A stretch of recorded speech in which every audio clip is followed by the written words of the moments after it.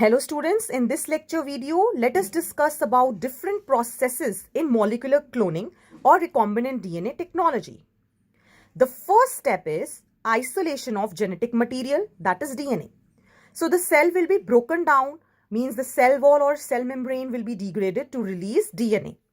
So we need DNA in pure form. So what we'll do? The first step is treating it with lysozyme if it is a bacterial cell to degrade cell wall and DNA will release. If it is plant cell, cellulase enzyme is used as the cell wall is made up of cellulose. And if it is a fungal cell and we want to isolate the fungal DNA, as the cell wall is made up of chitin, so chitinase enzyme is used. We also don't require rest of the molecules like RNA and proteins, so they will be also removed by ribonuclease and proteases. Finally, the purified DNA can be extracted through chilled ethanol treatment. Second step is cutting of DNA at specific location. By now we know that it will be cut with the same restriction enzyme as we are cutting our cloning vector with.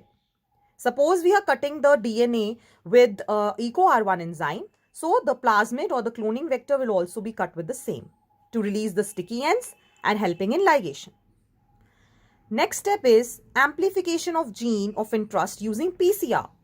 PCR is a polymerase chain reaction which actually stimulates the process of production of billions of gene of interest. And because we want our recombinant DNA to be very much in high ratio to be obtained, so this process is carried out. Firstly, the DNA is denatured under high temperature. Then annealing of primers, that is DNTPs. And finally, extension like the DNA polymerase does during replication. Similarly, under high temperature in the PCR machine, Taq polymerase will perform this step. So the end result is amplified gene of interest. Later on, this will be ligated with cloning vector. Next step is insertion of our DNA or our recombinant DNA into host cell. In the last lecture video, we have seen different transformation methods wherein you can insert the cloning vector along with the DNA molecule of interest into the host cell. After successful transformation, the next step is obtaining the foreign gene product. Main thing is expression of this DNA should be there and recombinant protein we need in large amount for commercial purposes.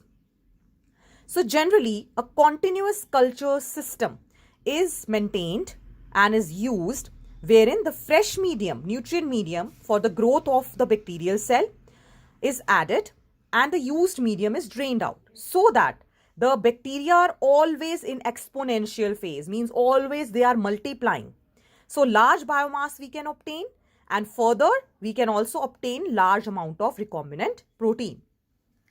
So at commercial scale, there are large vessels in which the raw materials which we provide, that is nutrients, are biologically converted into specific products. It can be different organic acids, antibiotics, enzymes.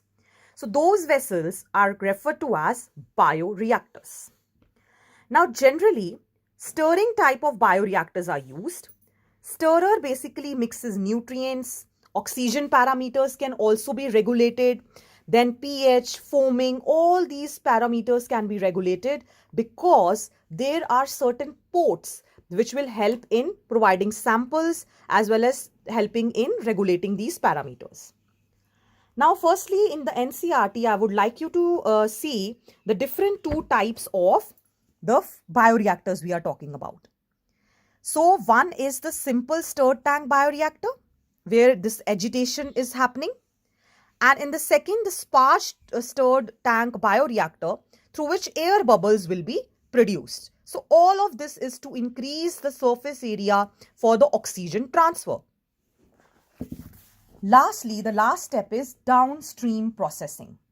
Downstream processing means we need the purified recombinant protein. So we will separate and purify the protein from this bioreactor. So suitable preservatives will be used and obviously clinical trials have to be undertaken so that it is safe for human consumption.